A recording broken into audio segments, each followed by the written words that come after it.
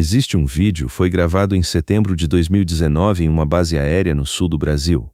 No vídeo, um piloto com uma prótese na perna direita realiza uma manobra que instrutores com 30 anos de experiência afirmam ser impossível até mesmo para pilotos sem deficiências físicas. O vídeo foi removido do sistema interno da base 3 dias depois. O motivo nunca foi explicado. Então, o que era esse vídeo? Mas antes de chegarmos a setembro de 2019, preciso mencionar março de 2011, porque é aí que a história começa. Vamos assistir juntos a esse herói e avaliar o que ele fez. Como você avaliaria esse evento na história brasileira? Você lhe daria uma chance? Vamos discutir nos comentários. Não se esqueça de curtir e se inscrever, não em uma base aérea, em um hospital, em uma cama. Um jovem de 19 anos olhava para o teto, tentando entender por que ainda estava vivo enquanto pensava em seus 3 colegas falecidos. Seu nome era Marcos Vinícius Carvalho. Marcos, filho de um técnico de aviação de Caxias do Sul, cresceu rodeado de ferramentas e motores, aprendendo o nome de cada peça de cada avião antes mesmo de aprender a tabuada. Seu pai, seu Antônio, costumava dizer que Marcos nasceu ouvindo o som das turbinas e que desde os 4 anos apontava para o céu sempre que um avião passava. Um gesto não como o de uma criança vendo algo bonito, mas como o de alguém reconhecendo algo familiar. Aos 17 anos, Marcos foi aceito na Academia da Força Aérea Brasileira. Primeiro da lista de espera. 5º lugar geral entre mais de 4.000 candidatos. 2 anos depois, num exercício de treinamento na Serra Gaúcha, o veículo que transportava seu grupo de cadetes saiu da estrada durante uma tempestade. Marcos sobreviveu. 3 colegas não sobreviveram. E quando ele acordou no hospital, a primeira coisa que sentiu não foi dor, foi ausência. A perna direita, abaixo do joelho, havia sido amputada durante a cirurgia de emergência. O médico que lhe deu a notícia se chamava Dr. Henrique Fonseca. Um homem de 60 anos, voz calma, mãos que não tremiam quando precisavam dizer coisas difíceis. Marcos, disse ele, sentando na beira da cama com a postura de quem havia feito isso centenas de vezes. Você vai ter uma vida plena. Vai andar, vai correr, vai trabalhar. A tecnologia de próteses hoje é extraordinária, mas há certas coisas que vão precisar mudar nos seus planos. Marcos ficou em silêncio por um momento longo.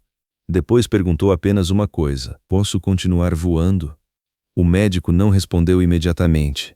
E foi nessa pausa de 3 segundos que Marcos entendeu tudo o que precisava entender sobre o caminho que estava à sua frente. A resposta oficial da Força Aérea Brasileira veio 6 semanas depois. Numa carta com cabeçalho institucional e linguagem cuidadosamente neutra, o cadete Marcos Vinícius Carvalho estava sendo desligado do programa de formação de pilotos de combate devido a limitações físicas incompatíveis com os requisitos operacionais das aeronaves militares brasileiras. Marcos leu a carta 3 vezes. Dobrou-a. Colocou-a na gaveta do criado mudo do hospital. E no dia seguinte pediu para a enfermeira trazer-lhe papel e caneta. Começou a escrever sua primeira apelação. Não era uma carta emocional. Não apelava para compaixão, não descrevia seu sofrimento, não pedia exceções baseadas em circunstâncias pessoais. Era um documento técnico. Citava regulamentos, jurisprudência de outras forças aéreas ao redor do mundo, estudos sobre desempenho de pilotos com amputações em simuladores, dados comparativos de tempo de reação entre pilotos com e sem próteses em manobras específicas. Marcos havia passado as 6 semanas no hospital não apenas se recuperando. Havia estudado, a primeira apelação foi negada em 30 dias. Marcos escreveu a segunda. O que a maioria das pessoas não sabe sobre Marcos Carvalho é que entre a primeira e a 17ª apelação, um período de 4 anos, ele nunca parou de voar. Não em aeronaves reais. Em simuladores. Havia um centro de treinamento civil em Porto Alegre que alugava tempo em simuladores de voo para entusiastas e pilotos particulares. Marcos aparecia 3 vezes por semana, pagando com o dinheiro que ganhava trabalhando como instrutor de matemática para alunos do ensino médio. O gerente do centro, um homem chamado Paulo Drummond, lembrou mais tarde que na primeira vez que Marcos entrou com sua prótese, alguns clientes olharam com ceticismo. Na segunda visita, começaram a prestar atenção. Na 10ª visita, paravam o que estavam fazendo para observar. Ele voava diferente, contou Paulo numa entrevista anos depois. Não consigo explicar exatamente o que era diferente. Era como se ele entendesse a aeronave de uma forma que a maioria dos pilotos não entende, como se a máquina fosse uma extensão dele, não uma ferramenta que ele estava operando. Marcos havia desenvolvido adaptações, técnicas compensatórias que distribuíam o controle de forma diferente, que usavam o corpo de maneiras não convencionais para alcançar os mesmos resultados que pilotos convencionais alcançavam pelos caminhos tradicionais. Não era limitação disfarçada de habilidade. Era uma forma genuinamente diferente, e em alguns aspectos genuinamente superior, de pilotar. Mas ninguém da Força Aérea sabia disso, porque ninguém da Força Aérea havia se dado ao trabalho de descobrir. A 17ª apelação foi negada em agosto de 2018. Marcos tinha 26 anos. Havia passado 7 anos lutando por uma oportunidade que o sistema continuava recusando com a mesma linguagem neutra e as mesmas razões técnicas. Suas apelações haviam ficado progressivamente mais sofisticadas, mais documentadas, mais difíceis de refutar. Mas o resultado era sempre o mesmo. Foi sua mãe, Dona Cláudia, que lhe deu o conselho que mudou tudo. Marcos havia voltado para Caxias do Sul depois da 17ª negativa, mais quieto do que ela havia visto em anos. Sentaram na varanda da casa onde ele havia crescido, com xícaras de chimarrão, ouvindo o som de uma aeronave passando distante no céu. Você está tentando convencer as pessoas certas com os argumentos certos, disse Dona Cláudia depois de um longo silêncio. Mas talvez o problema seja que você está tentando convencer alguém quando deveria estar mostrando. Marcos ficou olhando para o céu por um tempo. Depois disse apenas, como? E ela respondeu, encontre alguém que te deixe entrar num cockpit real, só uma vez, e faça o que você faz nos simuladores. O que aconteceu a seguir levou mais 8 meses de negociações, favores chamados, conexões exploradas e uma cadeia de pessoas que foram convencidas uma a uma. O primeiro elo da cadeia foi um antigo colega de seu pai, um sargento aposentado chamado Benedito Tavares, que ainda tinha contatos ativos em algumas bases. Benedito levou Marcos para jantar com um major reformado chamado Estevão Correia, que havia voado FIT-5 nos anos 90, e que ouvia qualquer história relacionada à aviação com a paciência infinita de quem passou a vida inteira no ar. Estevão ouviu Marcos por 2 horas. Não disse nada enquanto ele falava. Quando Marcos terminou, Estevão fez apenas uma pergunta. Se eu conseguir te colocar num simulador militar real, não o brinquedo civil que você usa, um simulador de F-18 de verdade, você consegue me mostrar o que está descrevendo? Marcos disse que sim. 3 semanas depois, numa tarde de sábado em que a base estava parcialmente vazia, Marcos passou 4 horas num simulador de F-18 enquanto Estevão e 2 instrutores observavam em silêncio absoluto. O que aconteceu naquelas 4 horas não foi registrado oficialmente, mas Estevão Correia passou as semanas seguintes fazendo ligações. A base aérea de Santa Maria, no Rio Grande do Sul, era comandada em setembro de 2019 pelo coronel Adriano Magalhães, um homem conhecido por 2 coisas: sua exigência técnica absoluta e sua disposição incomum para questionar procedimentos estabelecidos quando as evidências apontavam para outra direção. Quando Estevão Correia chegou ao seu escritório com a história de Marcos Carvalho e os dados das 4 horas de simulador, o coronel Magalhães ouviu com a mesma atenção que dava briefings de missão. Depois pediu para ver os dados ele mesmo. Depois pediu para conhecer Marcos. Depois ficou em silêncio por um tempo que pareceu muito longo para todos presentes na sala. E então disse: vou precisar de autorização especial para isso. E essa autorização vai chamar atenção. Então, se vamos fazer isso, vamos fazer direito. O dia 14 de setembro de 2019 começou como qualquer sábado numa base aérea militar. Voos de treinamento, manutenção de aeronaves, o ritmo habitual de uma instituição que nunca para completamente. Mas havia algo diferente naquele dia. Uma câmera no hangar principal. Não uma câmera de segurança, uma câmera posicionada deliberadamente, com ângulo específico, como se alguém soubesse que algo valeria ser registrado. Ninguém além do coronel Magalhães, de Estevão Correia e de 2 mecânicos sabia o que estava prestes a acontecer. Marcos chegou às 6 da manhã, realizou a inspeção pré-voo com uma metodologia que o mecânico-chefe, Sargento Oliveira, descreveria depois como a mais detalhada que havia testemunhado em 22 anos de serviço. Cada sistema verificado não apenas pela lista de checagem padrão, mas com um nível de compreensão que revelava alguém que havia estudado aquela aeronave específica até o nível molecular. Ele conhece este avião melhor do que eu, disse o sargento Oliveira em voz baixa para o mecânico ao seu lado. e eu trabalho com ele há 8 anos. O F-18 decolou às 8 horas e 47 minutos da manhã de 14 de setembro de 2019. Nos primeiros 10 minutos, Marcos executou manobras básicas, curvas coordenadas, subidas controladas, testes de sistemas, nada que chamasse a atenção de quem não soubesse o que estava procurando. Mas o coronel Magalhães, observando do controle, estava procurando, e o que via era a precisão de uma qualidade que não correspondia à narrativa de um piloto limitado compensando deficiências. Correspondia à narrativa de um piloto excepcionalmente bom fazendo o que pilotos excepcionalmente bons fazem. Então, aos 11 minutos de voo, algo mudou. Marcos iniciou uma sequência que nenhum dos observadores havia visto executada naquelas condições específicas.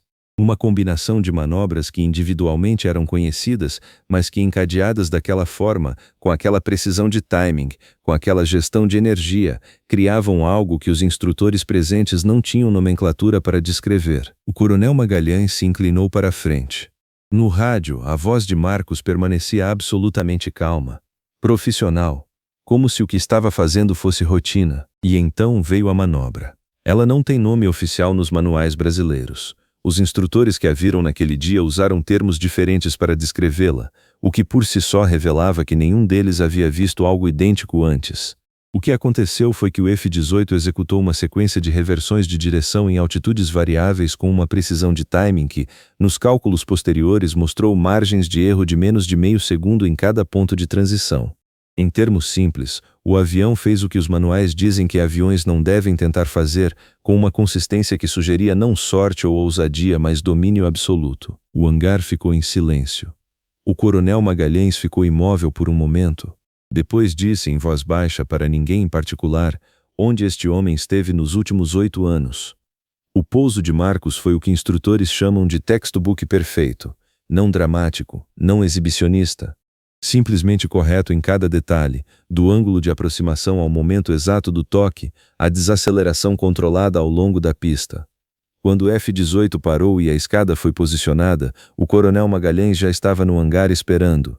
Marcos desceu com sua prótese sem pressa e se posicionou diante do oficial superior com a postura de quem havia esperado por este momento por tempo suficiente para não precisar demonstrar nada além do que já havia demonstrado no ar.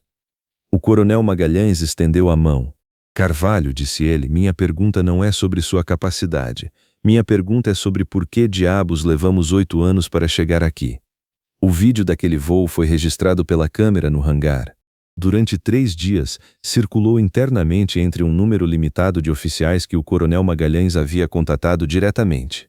As reações eram consistentes. Silêncio primeiro, perguntas depois, e então uma variação da mesma frase que aparecia repetidamente nas mensagens que o coronel recebia. Precisamos rever os protocolos. No 4º dia, o vídeo foi removido do sistema interno, sem explicação oficial. Sem comunicado. Simplesmente deixou de estar acessível. Marcos foi informado da remoção pelo próprio coronel Magalhães, que lhe telefonou naquela noite.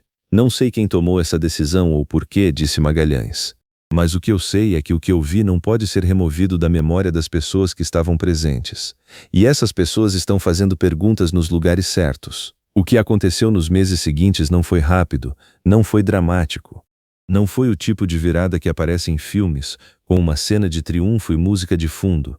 Foi burocrático, lento, cheio de formulários e comissões e revisões de regulamento e pareceres técnicos e reuniões que Marcos não pôde atém, e cujos resultados chegavam até ele filtrados pelas palavras cuidadosas de Estevão Correia. Mas foi constante. Em março de 2020, uma comissão especial da Força Aérea Brasileira produziu um parecer de 47 páginas revisando os critérios de elegibilidade para pilotos com amputações de membros inferiores abaixo do joelho. O documento citava dados de simulador, citava o voo de setembro de 2019 e concluía que os critérios vigentes não eram baseados em evidências de desempenho real, mas em presunções sobre limitação que o caso Carvalho havia demonstrado serem incorretas.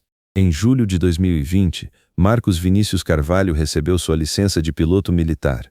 Não havia câmeras, não havia cerimônia pública. Havia uma sala de reunião, 3 oficiais, uma caneta e um documento. Marcos assinou com a mesma mão que havia escrito a primeira apelação 9 anos antes. Hoje, Marcos Carvalho voa, não como exceção, não como símbolo, como piloto com todas as responsabilidades e exigências que isso implica. Os colegas que voam ao seu lado raramente mencionam a prótese. Não porque seja tabu, mas porque nos contextos em que se encontram, a única coisa que importa é o que acontece quando o motor liga e a pista fica para trás. E o que acontece, segundo todos que voaram em formação com Marcos, é que você se concentra em acompanhar. Há uma frase que ele diz para cadetes quando é convidado a falar nas academias. Não é uma frase motivacional no sentido convencional. É mais simples do que isso. O sistema vai dizer não, ele conta. Vai dizer não com documentos, com regulamentos, com linguagem técnica que soa irrefutável. E você vai ter que decidir se o não do sistema é a realidade ou é apenas o limite atual do que o sistema consegue imaginar. Pausa. Aprenda a diferença, e então voe dentro dela. O vídeo de setembro de 2019 nunca foi recuperado oficialmente, mas há pessoas que estavam no hangar naquele dia. Pessoas que viram o que aconteceu com seus próprios olhos. Pessoas que, quando o assunto surge em conversas privadas, descrevem o mesmo momento com as mesmas palavras. O momento em que o F-18 executou aquela manobra. O silêncio que se seguiu. E a sensação de estar assistindo a algo que não deveria ser possível, mas que estava acontecendo de qualquer forma, com uma calma absoluta, como se a impossibilidade fosse apenas uma questão de perspectiva, como se o único limite real fosse o da imaginação de quem estava olhando de baixo. E não do homem que estava voando lá em cima. Se a história de Marcos te fez pensar em algo que você desistiu porque alguém disse que era impossível, deixa nos comentários, porque às vezes a diferença entre o limite real e o limite imaginado é exatamente a distância entre o chão e o céu. Se inscreva, a próxima história vai ainda mais longe.